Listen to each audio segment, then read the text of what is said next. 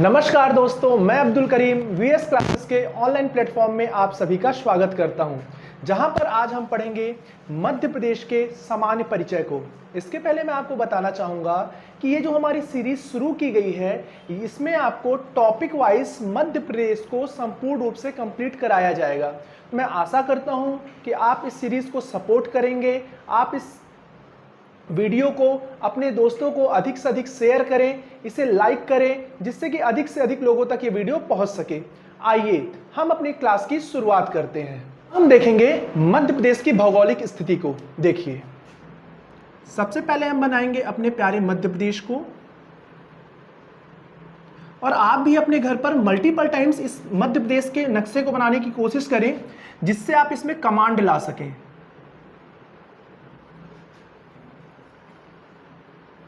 ठीक है, अब हम देखेंगे मध्य प्रदेश की भौगोलिक स्थिति को। देखिए, सबसे पहले यहां पे आपको दिखेगी एक ये रेखा, ये जो काल्पनिक रेखा है, और एक ये रेखा। जो मध्य प्रदेश का उत्तरी अक्षांश है ना, वो है 21 डिग्री 6 मिनट से 26 डिग्री 30 मिनट। ठीक है, ये क्या है? इसकी उत्तरी अक्षांश।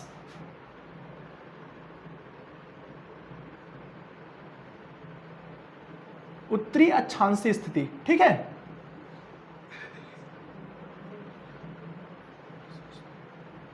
ठीक है, ये उसकी उत्तरी अक्षांशीय स्थिति है।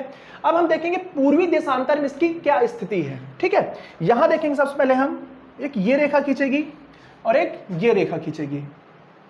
ठीक है, तो यहां पे आप लिखेंगे 74 डिग्री 9 मिनट से 82 डिग्री 48 मिनट। ये क्या है? इसकी देशांतरी स्थिति है। ये जो हमारी ये स्थिति थी, ये अक्षांशीय उत्तरी अक्षांशीय स्थिति है, और ये जो हमारी 74.9 डिग्री से 82.48 डिग्री है, ये हमारी पूर्वी देशांतरी स्थिति है। ठीक है, और अब यहीं पे हम देखेंगे कि भाई मध्य प्रदेश का सबसे उत्तरी जिला कौन सा है, तो यहां पे आपको मिलेगा मुरैना। ये जो आपको पार्ट है ना, ये क्या है? हमारा मुरैना। ये जो मुरैना है ना, ये मध्य प्रदेश का सबसे उत्तरी जिला है। कौन सा जिला है? सबसे उत्तरी जिला है। और वहीं पे अगर हम देखें सबसे दक्षिणी जिला, तो आपको मिलेगा यहां पर बुरहानपुर। सबसे दक्षिणी जिला कौन सा है? हमारा बुरहानपुर है। ठीक है, उसके बाद हमारा जो सबसे पूर्वी जिला है, सबसे पूर्वी जिला कौन सा है? हमारा सिंगरौली। कौन सा? हमारा सिंगरौली। और वहीं पे अगर हम बात करें अपने सबसे पश्चिमी जिले की, तो ये हमारा हो जाएगा अलीराजपुर।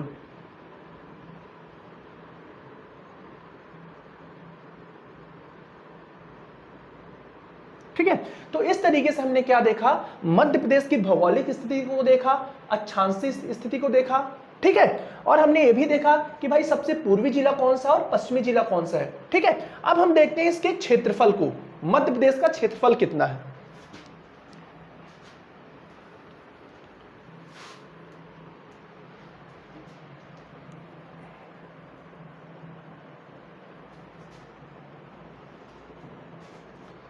आपको पता होगा, जब मध्य प्रदेश का विभाजन नहीं हुआ था, इसके पहले मध्य प्रदेश भारत का सबसे बड़ा राज्य था।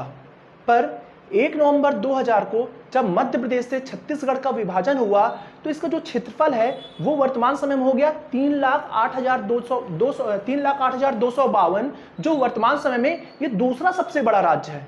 कौन सा राज्य है? दूसरा। और इसका क्षेत्रफल कितना है? इसका जो क्षेत्रफल है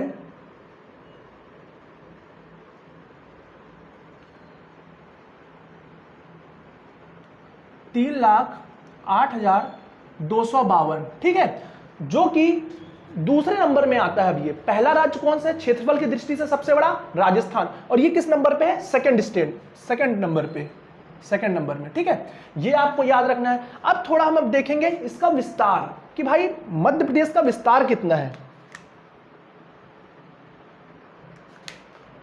देखिए, ये जो आपको दिख रहा है, ये पूरब से पश्चिम, ये पूरब से पश्चिम जो मध्य प्रदेश का विस्तार है वो है 870 किलोमीटर। कितना है? 870 किलोमीटर पूरब से पश्चिम विस्तार।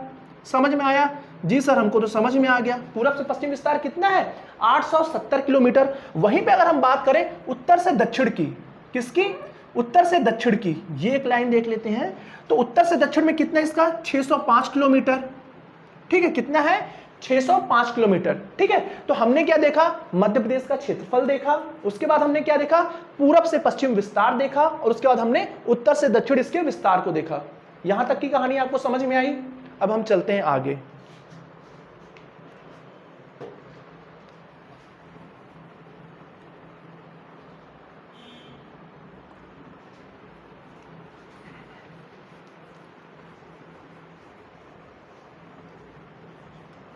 ठीक है, अब देखिए, अब मैं आपको बता रहा हूं, जो हमारा मध्य प्रदेश है ये भारत के मध्य में स्थित है, इसीलिए एक भू आवेष्टित राज्य है, लैंडलॉक कंट्री है, अर्थात इसकी सीमा ना ही किसी स्थल को छूती है, ना ही किसी अंतरराष्ट्रीय देश से कभी इसकी सीमा स्पर्श करती है। ठीक है, इसे क्या कहा जाता है? मध्य प्रदेश को कहा जाता है भू आवेष्टित राज्य।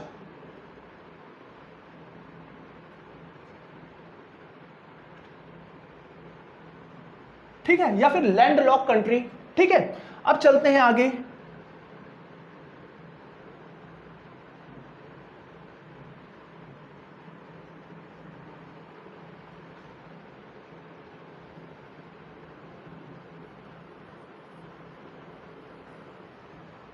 ठीक है, अब हम देखेंगे इसके कौन कौन से पड़ोसी राज्य हैं। क्या देखेंगे हम? पड़ोसी राज्य देखेंगे। सबसे पहले जब हम इसके पूरब में जाएंगे तो हमें मिलेगा छत्तीसगढ़। क्या मिलेगा? छत्तीसगढ़। जब हम इसके पश्चिम में जाएंगे हमें क्या मिलेगा? राजस्थान, जिसे हम शॉर्ट फॉर्म में आरजे लिख रहे हैं। ठीक है, जब हम इसके उत्तर में जाएंगे हमें क्या मिलेगा? उत्तर प्रदेश।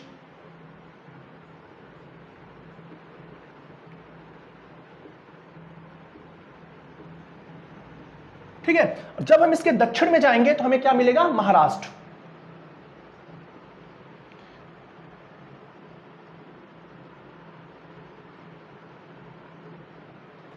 क्या मध्य प्रदेश की सीमा केवल 4 राज्यों की स्पर्श करती है? जी नहीं, मध्य प्रदेश की सीमा 5 राज्यों की स्पर्श करती है।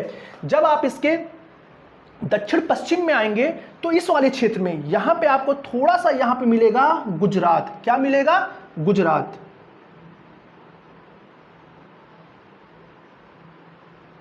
ठीक है, इसलिए मध्य प्रदेश की जो सीमा है ना वो 5 राज्यों की स्पर्श करती है। सबसे पहले आपको क्या मिल जाएगा? यहां पे यूपी, यहां पे छत्तीसगढ़, यहां पे आपको महाराष्ट्र मिलेगा, यहां पे थोड़ा सा आपको गुजरात स्पर्श करता है, और यहां पे पूरा राजस्थान है। यहां से ये पूरा राजस्थान वाला एरिया है, यहां पे गुजरात है, यहां पे महाराष्ट्र है, यहां पे छत्तीसगढ़, और ये हमारा उत्तर प्रदेश।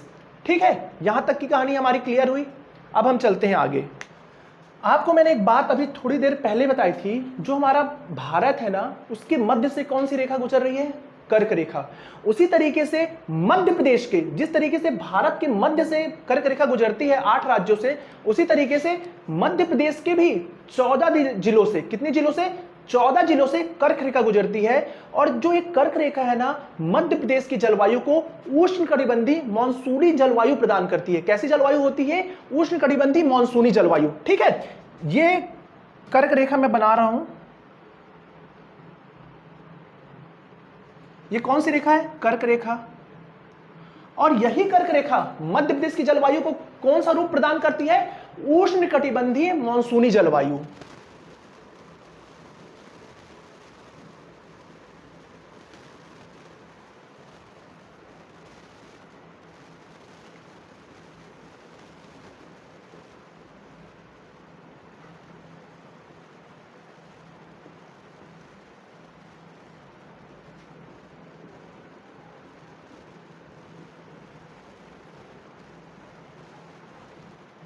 ठीक है, ये आपको याद रखना है। उसके बाद आपको यह भी याद रखना है, एक चीनी यात्री था फाहयान। कौन सा यात्री था? चीनी यात्री फाहयान, जो कि भारत में एक ट्रेवलर के रूप में, एक यात्री के रूप में भारत आया था, और उसी ने मध्य प्रदेश के जो एक मालवा क्षेत्र है उसकी जलवायु को विश्व की सर्वश्रेष्ठ जलवायु का दर्जा दिया था। ये आपको मोस्ट इंपॉर्टेंट फैक्ट है जो आपको याद रखना है। जो मालवा की जलवायु है ना वो विश्व की सबसे सर्वश्रेष्ठ जलवायु, अर्थात उसे हम सम जलवायु का दर्जा देते हैं। जब हम जलवायु वाला टॉपिक पढ़ेंगे तो वहां हम इस टॉपिक को बहुत अच्छे से पढ़ेंगे। मध्य प्रदेश की जलवायु कितने भागों में विभाजित की गई है, मध्य प्रदेश की जलवायु कैसी है और अलग अलग क्षेत्रों की जलवायु कैसी है, ठीक है। पर अभी हम एक सामान्य परिचय के रूप में देखें मध्य प्रदेश की जलवायु कैसी है, उष्णकटिबंधीय मानसूनी जलवायु, ठीक है। अब हम चलते हैं आगे। आपने जलवायु देखा, अब हम देखेंगे वर्षा। क्या देखेंगे? वर्षा, ठीक है। जो मध्य प्रदेश की औसतन वर्षा है ना, मध्य प्रदेश की औसतन वर्षा 112 सेंटीमीटर। कितनी है मध्य प्रदेश की औसतन वर्षा? 112 सेंटीमीटर। ये क्या है? औसतन वर्षा है, ठीक है। ये आपको याद रखना है। उसके बाद आपको एक चीज याद रखना है कि मध्य प्रदेश में सर्वाधिक वर्षा कहां पर होती है। तो मध्य प्रदेश में सर्वाधिक वर्षा कहां पे होती है, बताइए। आप कमेंट में इसका आंसर जरूर दीजिएगा, मैं आपको बता देता हूं। पर ये होती है हमारी पचमढ़ी में। कहां पर होती है? पचमढ़ी में। ये कितनी है? 175 से 200 सेंटीमीटर के करीब यहां पर सर्वाधिक वर्षा वाला क्षेत्र है ये मध्य प्रदेश का, ठीक है। और ये जो पचमढ़ी है ना, ये हमें किस जिले में देखने को मिलेगा? तो वर्तमान मध्य प्रदेश का जो होशंगाबाद जिला है, इसका नाम परिवर्तित किया गया है 7 फरवरी 2022 को नर्मदापुरम। क्या किया गया है? नर्मदापुरम। तो अब इस नर्मदापुरम जिले में हमें क्या देखने को मिलता है? पचमढ़ी, ठीक है। और ये किस पहाड़ में स्थित है? तो आपको याद रखना है सतपुड़ा पर्वत का एक पार्ट है महादेव। तो महादेव पर्वत श्रेणी में ये हमें क्या देखने को मिलेगा? आपको पचमढ़ी, ठीक है। उसके बाद एक और फैक्ट आपको याद रखना है, न्यूनतम वर्षा वाला स्थान। कौन सा? न्यूनतम वर्षा। तो ये जो हमारा न्यूनतम वर्षा वाला स्थान है वो हो जाएगा हमारा गोहद। भिंड में एक जगह का नाम है गोहद। क्या है? भिंड में एक जगह है जिसका नाम है गोहद, ठीक है। और यहां औसतन वर्षा कितनी होती है? 55 सेंटीमीटर। तो क्या हो गया हमारा भाई? हमने देखा मध्य प्रदेश की औसतन वर्षा कितनी है? 112 सेंटीमीटर। मध्य प्रदेश में सर्वाधिक वर्षा वाला स्थान कौन सा हो गया हमारा? पचमढ़ी, जिसकी वर्षा कितनी होती है वहां पर? 200 सेंटीमीटर, अर्थात 175 से 200 सेंटीमीटर के करीब होती है। उसके बाद हमने क्या देखा? न्यूनतम वर्षा वाला स्थान जो हमारे मध्य प्रदेश में है वो है भिंड के गोहद में। कितना है यहाँ का वर्षा? 55 सेंटीमीटर। यहां तक की कहानी समझ में आई आप लोगों को? अब चलते हैं आगे।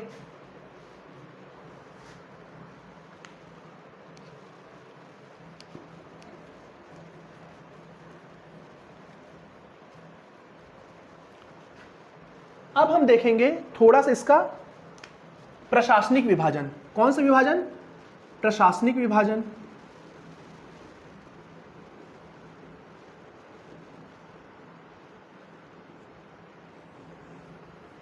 ठीक है, प्रशासनिक विभाजन। आपको प्रशासनिक विभाजन में सबसे पहले देखना है संभाग, उसके बाद क्या देखना है? जिला, जिला के बाद क्या देखना है? विकासखंड, और विकासखंड के बाद क्या देखना है आपको? तहसील, ठीक है। चलिए, सबसे पहले आपको पता है वर्तमान मध्य प्रदेश में संभागों की संख्या कितनी है? वर्तमान मध्य प्रदेश में संभागों की जो संख्या है ना वो है 10। कितने संभाग हैं? 10। भाई ये तो सबको पता है, पर जो इसके बाद एक क्वेश्चन बनेगा सबसे नवीनतम संभाग कौन सा है मध्य प्रदेश का, तो आप इसका आंसर देंगे सर इसका नवीनतम संभाग है हमारा शहडोल। ये कब बना है? 2008 में, ठीक है। संभागों की संख्या तो 10 है, पर नवीनतम संभाग कौन सा बना है? तो हमारा नवीनतम संभाग बना है शहडोल। कब बना है? 2008 में, ठीक है। ये आपको याद रखना है। उसके बाद जिला, आपको पता है हमारे मध्य प्रदेश में वर्तमान समय में जिलों की संख्या कितनी है? कमेंट में आप जरूर इसका आंसर दीजिएगा। पर यहां पे आपको बताना चाहूंगा वर्तमान मध्य प्रदेश में जिलों की संख्या कितनी है? 53। कितनी है? 53। ये तो सभी को पता होगा, पर वर्तमान में नवीनतम जिला कब कौन सा बना है या फिर मध्य प्रदेश में कभी अस्तित्व में आया? तो मध्य प्रदेश का नवीनतम जिला 53वां जिला है मऊगंज, जो कि रीवा संभाग से या फिर रीवा जिले से पृथक करके इसे बनाया गया है। और ये अस्तित्व में कब आया है? 15 अगस्त 2023 को। कब अस्तित्व में आया है? 15 अगस्त 2023 को। कौन सा जिला है सर? ये तो मऊगंज है। कौन सा है? मऊगंज। ये किससे अलग होकर बना है? तो ये रीवा जिले से अलग होकर बना है। समझ में आई यहां तक की कहानी? चलो अब हम चलते हैं आगे। अब है अगला हमारा विकासखंड। तो वर्तमान मध्य प्रदेश में विकास खंड की संख्या कितनी है? तो वर्तमान समय में मध्य प्रदेश में विकास खंड की जो संख्या है वो है 313। कितनी है? 313। और वर्तमान समय में जो तहसील है उसकी संख्या कितनी है? 428। कितनी है तहसीलों की संख्या? 428।